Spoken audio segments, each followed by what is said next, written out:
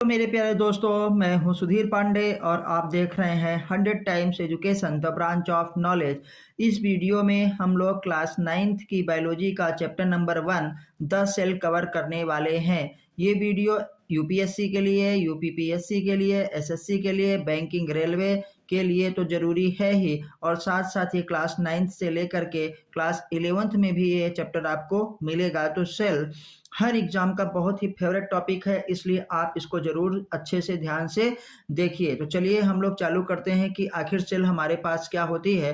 तो इसके लिए सबसे पहले हम एक सेल को देखते हैं, और ये सेल जो है हमारे पास प्लांट सेल है। किसकी? मतलब पादप कोशिका है।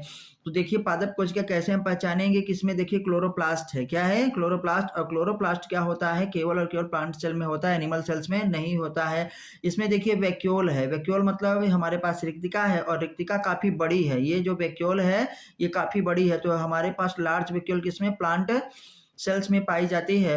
और प्लांट सेल की एक खासियत और होती है कि इसमें जो ये न्यूक्लियस है, ये न्यूक्लियस देखिए एकदम सेंटर में ना होकर थोड़ा सा साइड में है। क्यों क्यों ऐसा आपसे पूछा जा सकता है? क्योंकि इसमें लार्ज वैक्यूल पाई जाती है और ये जगह घेर लेती है। 90% जो सेल का वॉल्यूम होता है उसमें भैया 90% केवल और केवल क्या? वैक्यूल ये कवर कर लेती है।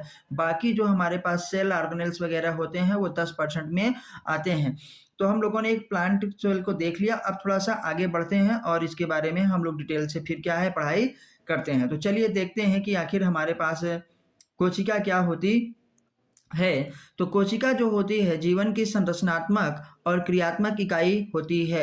तो भैया इसका मतलब संरचनात्मक मतलब कि शरीर की जो संरचना बनी है वो छोटी छोटी कोशिकाओं से मिलकर के बनी है। और जो भी काम हम लोग करते हैं ना वो सेल की मदद से ही करते हैं, क्योंकि सेल ही टिश्यू बनाता है, टिश्यू ऑर्गन बनाता है, और ऑर्गन से फिर क्या है? ऑर्गन सिस्टम बनता है, पूरा ऑर्गेनिज्म पूरे का पूरा बॉडी बन जाता है। इसलिए कोशिका को संरचनात्मक और क्रियात्मक इकाई के को कहा जाता है या उसके नाम से जाना जाता है। तो देखिए हिंदी इंग्लिश दोनों में ये हमारे पास है। तो हम लोग देखते हैं कि द सेल इज द क्या होता है? Structural and functional unit of life. तो आपसे पूछा जाएगा कि which one of the following is structural and functional unit of life. तो आप क्या बताएंगे? सेल। आगे फिर बढ़ते हैं। सभी सजीव, चाहे वो पादप हो, चाहे वो जंतु हो, और चाहे वो माइक्रो ऑर्गेनिज्म हो, जो सूक्ष्म जीव हैं ना, वो भी किसके? कोशिकाओं से मिलकर के बने होते हैं। तो देखिए लिखा है all living organisms plant and animals made of या कंपोज्ड ऑफ क्या होता है? सेल्स। आइए देखते हैं कि सेल की खोज किसने की। तो सेल की खोज 1600 क्या है 65 में 1665 में रॉबर्ट हुक ने की थी ना। सेल डिस्कवर्ड बाय क्या है? रॉबर्ट हुक इन 1665। तो हिंदी इंग्लिश दोनों में है। आप अच्छी सी पूरी वीडियो को जरूर देखिए, वीडियो को लाइक करिए, अपने दोस्तों के साथ शेयर करिए, और जिन्होंने चैनल को सब्सक्राइब ना किया हो चैनल को सब्सक्राइब जरूर करें। आपको इसमें 100% कंप्लीट क्या है एनसीईआरटी पूरी की पूरी बायोलॉजी मिलेगी। क्लास क्या है 9th से लेकर के 12th तक की। तो आइए अब लोग थोड़ा सा आगे बढ़ते हैं, फिर देखते हैं कि एंटोन वान लुई वैन हॉक किसने भैया जीवित कोशिका की खोज किसने की थी? तो जीवित कोशिका की खोज एंटोन वान लुई वैन हॉक ने किया था। ये पूरा नाम याद रखिएगा, एंटोन वान लुई वैन हॉक ने। इन्होंने क्या देखा था कि तालाब के पानी में उन्होंने बैक्टीरिया को, प्रोटोजोआ को और कुछ यूनिसेलुलर एल्गा को। तो आपसे डायरेक्ट यही लिखा रहेगा कि जो यूनिसेलुलर हमारे पास एक कोशिकीय एल्गी वगैरह होती हैं ना, या बैक्टीरिया होते हैं या प्रोटोजोअन्स होते हैं, इसको एंटोन वान लुई वैन हॉक ने तालाब के पानी में देखा था। अब बात करते हैं कि केंद्रक की खोज किसने की थी। तो केंद्रक की खोज रॉबर्ट क्या है? ब्राउन ने की थी। कब की थी भैया? 1831 में की थी। अच्छा, एक पुरकिंजे हमको मिले थे। अब पुरकिंजे ने प्रोटोप्लाज्म टर्म दिया था। क्या है? प्रोटोप्लाज्म। अब पुरानी किताबों में ये भी कहा जाता था कि प्रोटोप्लाज्म को फिजिकल बेसिस ऑफ लाइफ ना, protoplasm is the physical basis of life, जीवन का हमारे पास भौतिक आधार है। ये किसने कहा था? तो पुरकिंजे ने कहा था, टर्म पुरकिंजे। लेकिन नई किताब में जब है तो उसमें कहा जाता है कि टर्म तो किसने दिया था? पुरकिंजे ने दिया था। लेकिन जो है फिजिकल बेसिस ऑफ लाइफ किसने कहा था? तो हक्सले। याद रखिएगा, किसको याद रखिएगा? हक्सले को याद रखिएगा। तो चलिए हम लोग अब आगे बढ़ते हैं। चलिए अब आते हैं कि सेल थ्योरी, कोशिका सिद्धांत किसने दिया। तो कोशिका सिद्धांत को हमारे पास किसने दिया भैया? स्लाइडेन एंड स्वान ने दिया था। कब दिया था? 1838 में और 1839 में। मतलब जो स्लाइडेन है उन्होंने 1838 में बताया, इन्होंने प्लांट के ऊपर अपना रिसर्च किया, और जो स्वान है उन्होंने 1839 में बताया। इसलिए ऐसा कहा जाता है कि 1838 टू क्या है 1839 स्लाइडेन एंड स्वान। तो स्लाइडेन का पूरा नाम क्या है? मैथियस स्लाइडेन, जिसका वनस्पति वैज्ञानिक थे। आपसे पूछा जाएगा कि स्लाइडेन सेकंड क्या थे, जूलॉजिस्ट थे कि बॉटनिस्ट, तो भैया क्या बताएंगे कि बॉटनिस्ट थे हमारे पास, याद रखिएगा। और थियोडोर स्वान क्या थे, वो जूलॉजिस्ट थे, जीव विज्ञान थे। मतलब इन्होंने अपना रिसर्च या अपना काम किस पे किया, पादप कोशिका पे किया, और जो हमारे पास स्वान थे उन्होंने किसी में जंतु कोशिका पर अपना कार्य किया। फिर आते हैं, लेकिन ये दोनों ये नहीं बता पाए कि आखिर हमारे पास जो भैया क्या होती है, नई कोशिकाएं बनती हैं, कैसे बनती हैं। ये बता दिए कि सभी जो होते हैं सजीव कोशिकाओं से मिलकर के बने होते हैं, कोशिका सिद्धांत दिया, लेकिन नई कोशिका कैसे बनती है ये क्या है स्लाइटन स्वान नहीं बता पाए। तो कोशिका सिद्धांत को रुडोल्फ विर्चो नामक वैज्ञानिक ने रूपांतरित या कहिए संशोधित किया, मॉडिफिकेशन ऑफ सेल थ्योरी। तो क्या बताएंगे, रुडोल्फ विर्चो। कब भैया, 1800 क्या है 55 में, याद रखिएगा। तो रुडोल्फ विर्चो या विर्चो ने नई कोशिकाओं को पुरानी कोशिकाओं से बनती है, इन्होंने बताया। ये किसने बताया था कि नई कोशिकाएं पुरानी कोशिकाओं से बनती हैं, तो रुडोल्फ विर्चो। कब बताया, 1855 में। इसीलिए कहते हैं कि कोशिका सिद्धांत को संशोधित किसने किया या रूपांतरित किसने किया, तो रुडोल्फ विर्चो ने। ये पॉइंट बहुत ही इंपॉर्टेंट है, इसलिए भली भांति इसको याद रखिए। आइए फिर हम लोग क्या है आगे बढ़ते हैं, ये देखते हैं कि कोशिका कितने प्रकार की होती है। कोशिका मुख्यतः 2 प्रकार की होती है। तो कोशिका मुख्य रूप से 2 प्रकार की होती है। पहली को हम लोग प्रोकैरियोटिक कोशिका कहते हैं। प्रो मतलब क्या होता है, पुराना, आद्य, क्या है, आद्य कोशिका न। फिर क्या है, यूकैरियोटिक कोशिका, जिसे हम नई कोशिका के नाम से जानते हैं। चलिए अब थोड़ा सा इसके डिटेल में चलते हैं कि आखिर प्रोकैरियोटिक कोशिका में क्या क्या होता है। तो प्रोकैरियोटिक जो कोशिका है इसे आद्य कोशिका या पुरानी कोशिका कहा जाता है। बहुत ही अल्प विकसित होती है। इसमें अल्प विकसित क्या होता है, केंद्रक पाया जाता है। अल्प विकसित केंद्रक किसमें पाया जाता है, प्रोकैरियोटिक कोशिका में पाया जाता है ना। इसमें केंद्रक में क्या होता है, केंद्रक झिल्ली अनुपस्थित होता है। मतलब इसके न्यूक्लियस के आगे अगल बगल या चारों तरफ क्या है, न्यूक्लियर मेम्ब्रेन नहीं पाई जाती है। इसलिए हम क्या कहते हैं कि इसमें केंद्रक अनुपस्थित होता है या अल्प विकसित होता है, याद रखिएगा। इसका आनुवंशिक पदार्थ केंद्रक झिल्ली के द्वारा घिरा नहीं होता है। मतलब इसका जो हमारे पास जेनेटिक मटेरियल होता है वो पूरे क्या होता है, साइटोप्लाज्म में ऐसे ही फैला रहता है। इसके केंद्रक को न्यूक्लियॉइड कहा जाता है। तो याद रखिएगा कि जो प्रोकैरियोटिक कोशिका होती है उसमें न्यूक्लियस नहीं पाया जाता, न्यूक्लियॉइड पाया जाता है। बहुत ही इंपॉर्टेंट क्वेश्चन है। इस प्रकार की कोशिका में 70s राइबोसोम पाया जाता है। आपसे पूछा जाएगा कि प्रोकैरियोटिक कोशिका में कैसा जो होता है राइबोसोम पाया जाता है, तो भैया 70s प्रकार का राइबोसोम पाया जाता है। इसमें झिल्ली युक्त कोशिकांग नहीं पाए जाते हैं। याद रखिएगा कि प्रोकैरियोटिक कोशिका में झिल्ली युक्त क्या होता है, कोशिकांग अनुपस्थित होते हैं। आइए इसके हम लोग क्या करते हैं, एग्जाम्पल को देखते हैं कि जैसे कौन सा झिल्ली युक्त कोशिकांग, जैसे माइटोकॉन्ड्रिया, क्लोरोप्लास्ट, गोल्जी कॉम्प्लेक्स, ये सब क्या है नहीं पाए जाते, क्योंकि इसमें झिल्ली पाई जाती है। तो मतलब ये सब प्रोकैरियोटिक कोशिका में नहीं पाए जाएंगे, इतना जरूर आप याद रखिएगा। आइए तो देखते हैं प्रोकैरियोटिक कोशिका के जो एग्जाम्पल हैं, जैसे मोनेरा के किंगडम में जो भी आते हैं वो सब क्या है, प्रोकैरियोट्स में ही आते हैं। किंगडम मोनेरा किसका है, ग्रुप है प्रोकैरियोट्स, क्या है, प्रोकैरियोट्स का। प्रोकैरियोटिक कोशिकाओं का समूह क्या है, मोनेरा। इसमें क्या आता है बेटा, बैक्टीरिया आता है, ब्लू ग्रीन एल्गा मतलब नील हरित शैवाल, जिसे हम साइनोबैक्टीरिया के नाम से भी जानते हैं, और माइकोप्लाज्मा, क्या है, माइकोप्लाज्मा। मतलब कुल मिला करके अगर बात करें तो हमारे पास प्रोकैरियोटिक कोशिका में बैक्टीरिया आता है, ब्लू ग्रीन एल्गा जिसे हम नील हरित शैवाल के नाम से जानते हैं, और माइकोप्लाज्मा आता है। अब आते हैं हम लोग पढ़ेंगे यूकैरियोटिक कोशिका के बारे में। यूकैरियोटिक कोशिका नई कोशिका होती है, मतलब इसमें जो विकास हो गया है प्रोकैरियोटिक से डेवलप है ये। इसमें इसे नई प्रकार की कोशिकाएं होती हैं, यह नई प्रकार की कोशिकाएं कही जाती हैं। इसमें क्या होता है, केंद्रक पूर्ण विकसित होता है, इसके चारों ओर क्या होता है, केंद्रक झिल्ली उपस्थित होता है, उसका जस्ट उल्टा है। और इसमें बेटा 80s प्रकार का क्या है, राइबोसोम पाया जाता है, ये जरूर याद रखिएगा।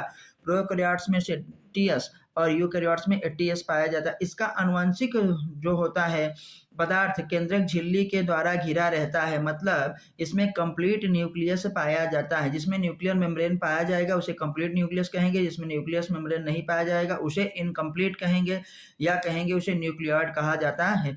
इसमें झिल्ली युक्त कोशिकांग क्या है, झिल्ली युक्त कोशिकांग पाए जाते हैं, जैसे माइटोकॉन्ड्रिया, क्लोरोप्लास्ट न, गोल्जी कॉम्प्लेक्स इत्यादि क्या होते हैं बेटा, पाए जाते हैं। इसका एग्जाम्पल क्या है, हमारे पास प्रोटिस्टा में मतलब जिसमें प्रोटोजोआ, अमीबा, एंटमीबा, यूक्लिना, पैरामीशियम वगैरह पढ़ते हैं, ये सब क्या होता है, यूकैरियोटिक कोशिका। पूरी की पूरी जो फंजाई जो कवक होते हैं सब यूकैरियोटिक हैं। पूरा के पूरे प्लांट क्या होता है, यूकैरियोटिक कोशिकाओं से मिलकर बने होते हैं, पूरे पूरे एनिमल्स ये सब भी क्या होते हैं, यूकेरियोटिक कोशिकाओं से मिलकर के बने होते हैं। तो आइए अब हम लोग इसको आगे देखते हैं कि पादप कोशिका और जंतु कोशिका में हमारे पास क्या अंतर है। ये बहुत पूछा जाता है, पादप कोशिका और जंतु कोशिका में अंतर। तो एक तरफ देखो बेटा प्लांट सेल है, दूसरी तरफ क्या है, एनिमल सेल हमारे पास है।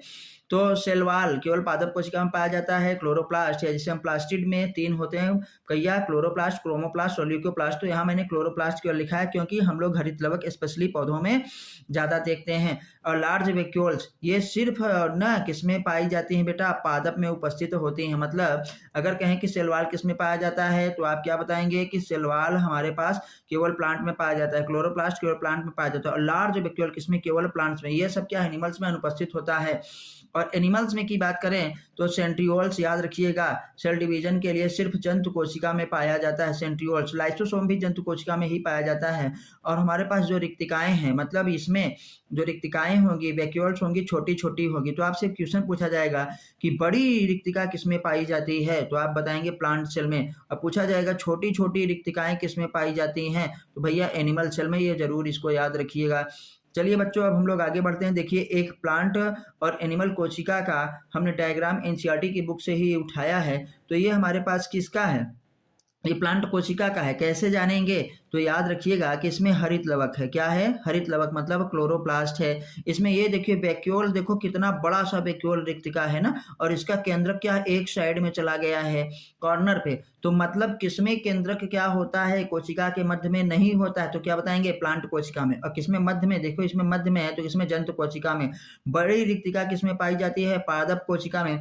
और छोटी छोटी हमारे पास जो रिक्तिकाएं पाई जाएंगी वो जंतु कोशिका में पाई जाएंगी। याद रखिएगा जंतु कोशिका में ये जो हमारे पास क्या है, माइक्रो, चलिए ये जंतु कोशिका में हमारे पास देखिए थोड़ा सा, ये क्या लिखा है, माइक्रोविलाई। तो किसमें पाया जाएगा, जंतु कोशिका में पाया जाएगा, याद रखिएगा। तो अब हम लोग थोड़ा सा इसको आगे बढ़ते हैं, आप इसको किताब में जरूर देखिएगा। आते देखते हैं एक कोशिकीय जंतु, यूनिसेलुलर ऑर्गेनिज्म क्या होते हैं और बहुकोशिकीय जंतु क्या होते हैं। ऐसे सजीव जिनके शरीर का निर्माण न, ऐसे सजीव जिनके शरीर का निर्माण केवल एक कोशिका से होता है उसे हम एक कोशिकीय जीव कहते हैं। इसमें सभी जो जैविक क्रियाएं, जो भी इसमें फंक्शंस होते हैं, जैसे पाचन हो, श्वसन हो, उत्सर्जन हो न, इत्यादि सब एक ही कोशिका के द्वारा संपन्न होता है। भगवान ऐसी फैसिलिटी दिए रहते हैं कि सारा काम एक ही कोशिका के द्वारा हो जाता है।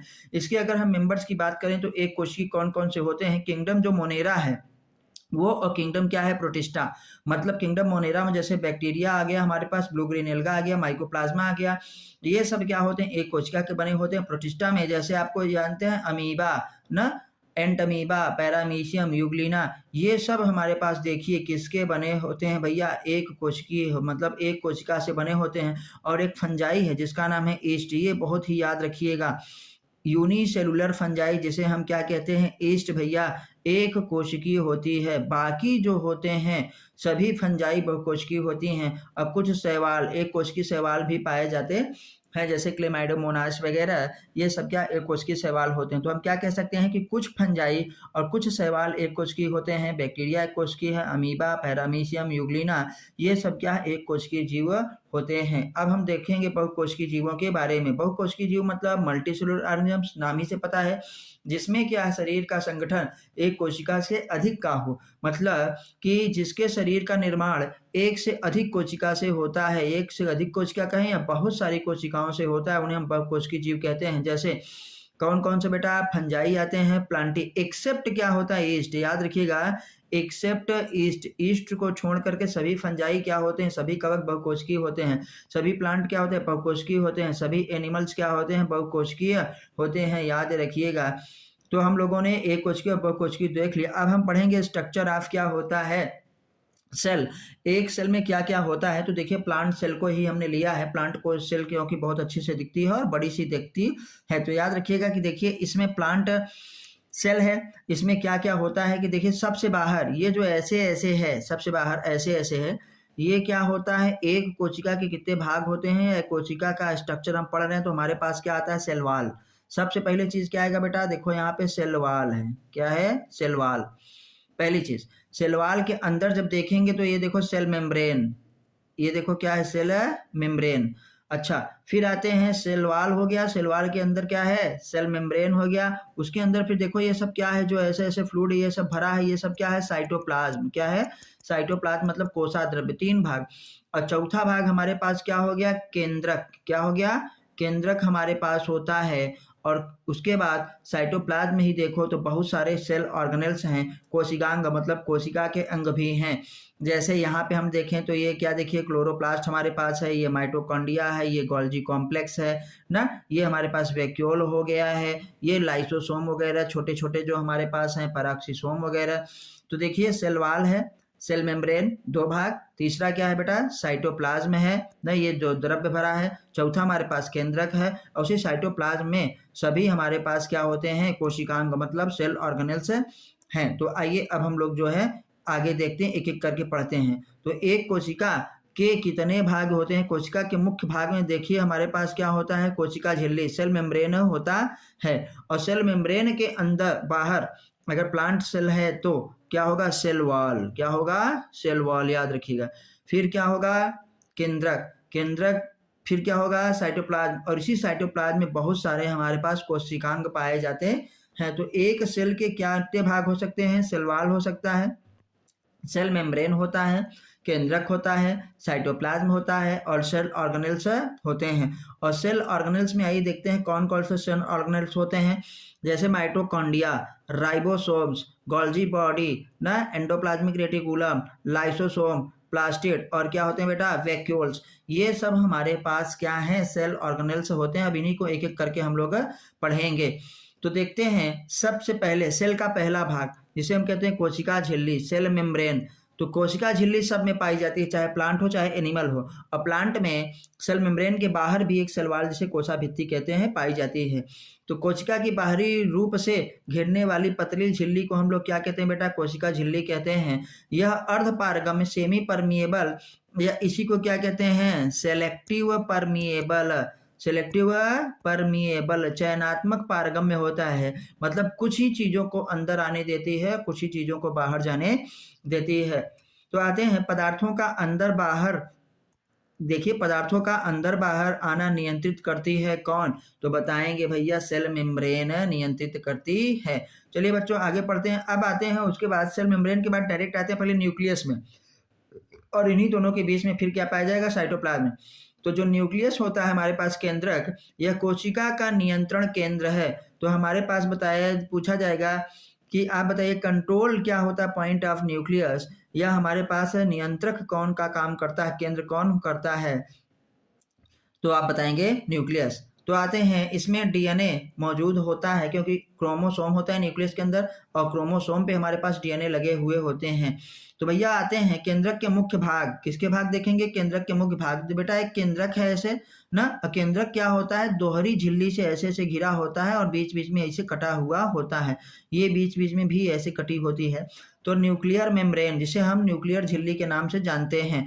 और न्यूक्लियस के अंदर क्या होगा, न्यूक्लियोसोम, न्यूक्लियस के अंदर है न्यूक्लियोसोम, तो न्यूक्लियोलस, सॉरी न्यूक्लियोसोम नहीं बेटा, न्यूक्लियोलस होगा, और क्रोमेटिन रेशे होंगे। फिर से एक बार हम लोग देखते हैं कि भैया केंद्रक है, केंद्रक क्या करता है, सेंटर ऑफ कंट्रोल होता है, नियंत्रक केंद्र होता है, इसमें डीएनए मौजूद होता है केंद्रक के अंदर। और एक केंद्रक के भाग क्या होते हैं, न्यूक्लियर मेम्ब्रेन होती है, न्यूक्लियोलस होता है, क्रोमेटिन फाइबर्स होता है, क्रोटीमीन रेशे होते हैं। चलिए अब हम लोग आगे बढ़ते हैं कि फिर आते हैं साइटोप्लाज्म में। साइटोप्लाज्म देखिए जो हमारे पास जेली जैसा, जेल जैसा द्रव्य भरा रहता है, जेल जैसा न द्रव्य जिसमें सभी कोशिकांग तैरते रहते हैं, उसे हम लोग क्या कहते हैं, साइटोप्लाज्म कहते हैं। यह रासायनिक अभिक्रियाओं का स्थान होता है, कि हमारे पास जितनी भी यहाँ पे रिएक्शंस होती हैं, मेन सेलुलर एक्टिविटीज होती है, वो सब किसमें होती है, साइटोप्लाज्म में होती है। फिर बात करते हैं बच्चों कोशिकांग की, क्या है, सेल ऑर्गेनेल्स जिसे कहते थे। तो छोटे छोटे संरचनात्मक और क्रियात्मक भाग जो होते हैं, जो साइटोप्लाज्म में डूबे हुए होते हैं या रहते हैं, उसी को हम लोग कोशिकांग के नाम से जानते हैं। उसको हम लोग अभी देखा था, प्रत्येक कोशिकांग का अपना अलग कार्य होता है। वाह वाह। आइए अब हम लोग इसको देखते हैं कि किसका कौन सा क्या कार्य होता है।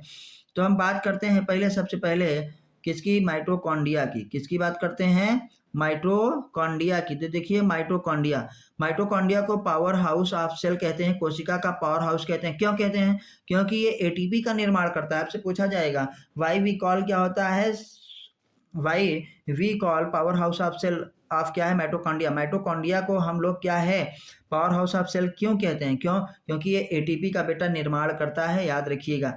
फिर देखते हैं एंडोप्लाज्मिक रेटिकुलम। ये पहला था, एंडोप्लाज्मिक रेटिकुलम क्या है, दूसरा हमारे पास है। तो इसमें दो प्रकार की होती है, rough endoplasmic reticulum. Rough endoplasmic reticulum में क्या है, राइबोसोम उपस्थित होता है। दूसरा स्मूथ एंडोप्लाज्मिक रेटिकुलम, इसमें राइबोसोम अनुपस्थित होता है। जो रफ एंडोप्लाज्मिक रेटिकुलम है ये प्रोटीन का निर्माण करता है। किसका बेटा निर्माण करता है? प्रोटीन का। किसका? प्रोटीन का निर्माण करता है ना। और हमारे पास जो स्मूथ एंडोप्लाज्मिक रेटिकुलम लिपिड का निर्माण करने में मदद करता है। तो चलिए अब हम लोग इसको आगे देखते हैं कि गोल्जी बॉडी। तो गोल्जी बॉडी क्या हमारे पास होती है, ये देखिए, ये पैकेजिंग का काम करता है। किसका काम करता है भैया? पदार्थों की पैकेजिंग व परिवहन का काम करता है। कौन करता है? Golgi body. फिर आते हैं राइबोसोम्स। राइबोसोम्स को हम लोग क्या कहते हैं? प्रोटीन फैक्ट्री के नाम से जाना जाता है। कोशिका का प्रोटीन फैक्ट्री किसे कहा जाता है? तो याद रखिएगा राइबोसोम्स को कहा जाता है। फिर हम देखते हैं लाइसोसोम। लाइसोसोम क्या करता है? अपशिष्ट पदार्थों को तोड़ता है। इसे सुसाइडल बैग के नाम से भी जाना जाता है। तो चलिए बेटा हम लोग थोड़ा सा और आगे देखते हैं कि वैक्यूल्स क्या है। हमारे पास आते हैं वैक्यूल्स के बारे में देखते हैं कि वैक्यूल्स जो होती हैं भंडारण का कार्य करती हैं। और अब हम लोग देखते हैं कि पादप कोशिकाओं में क्या होता है, ये बड़ा होती है वैक्यूल्स। जंतु कोशिकाओं में छोटी वैक्यूल्स मतलब छोटी रिक्तिकाएं पाई जाती हैं। आते हैं प्लास्टिड की बात करते हैं। प्लास्टिड स्पेशली केवल और केवल क्या है, प्लांट्स में पाया जाता है, पौधों में पाया जाता है। प्लास्टिड तीन प्रकार के होते हैं। क्लोरोप्लास्ट जिसे हम लोग हरित लवक के नाम से कहते हैं, प्रकाश संश्लेषण का काम करता है। क्रोमोप्लास्ट हरे रंग को छोड़ करके बाकी सारे रंगों को ये देता है, न अन्य रंग प्रदान करता है। जैसे हमारे पास पीला हो गया, नारंगी हो गया, रेड हो गया, ये सब क्या होता है भैया? क्रोमोप्लास्ट की वजह से होता है। और तीसरा और लास्ट हमारे पास है क्या? ल्यूकोप्लास्ट। और ल्यूकोप्लास्ट क्या होता है? भोजन का भंडारण करने में। तो प्लास्टिक कितने प्रकार के बच्चों हो गए? तीन प्रकार के। तो कौन पहला हमारे पास हो गया? क्लोरोप्लास्ट। क्लोरोप्लास्ट हरित लवक प्रकाश संश्लेषण का काम करता है। दूसरा क्या है? क्रोमोप्लास्ट, ना रंग प्रदान करता है, हरा रंग को छोड़ करके अन्य रंगों को। ल्यूकोप्लास्ट स्टोरेज का काम करता है। तो ये चैप्टर हमारा क्या हो गया? कंप्लीट हो गया। बहुत बहुत धन्यवाद। आप लोग हमको जरूर बताइए कि ये वीडियो क्या है, कैसी लगी आपको, और कमेंट करके जरूर बताइए। वीडियो को लाइक करिए, अपने दोस्तों के साथ शेयर करिए। और इसी प्रकार से अगर आप 20 मिनट में एक चैप्टर पूरा रिवाइज करना चाहते हैं मेरे साथ, तो चैनल को सब्सक्राइब जरूर करिए। हर जो है चैप्टर को हम लोग 20 मिनट में कंप्लीट कर लेंगे। 100% NCERT biology for all exams. Thank you, धन्यवाद, नमस्ते, जय हिंद, जय भारत।